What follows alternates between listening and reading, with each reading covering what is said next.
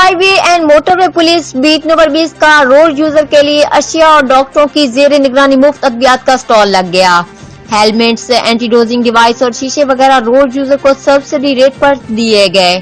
S P national high ways and motor way police sector 11 commander Nadeem اشرف رائش کی شرکت D S پی سے رضوان شاہ بھی ہمراہ تھے۔ D S P motorway police beat number 20 سے Rizwan Shah, D S P admin officer inspector Asim, operational officer inspector Rao Atif Sohail نے شرکت کی۔ اس موقع پر ایس پی ندیم اشرف رائش کا کہنا تھا کہ اشیاء سبسڈی پر فراہم کرنے کا مقصد روڈ سیفٹی اصولوں کی افادیت بارے آگاہ کرنا ہے۔ عوام میں ٹریفک قوانین بارے شعور اجاگر کرنا موٹر وے پولیس کی اولین ترجیح ہے۔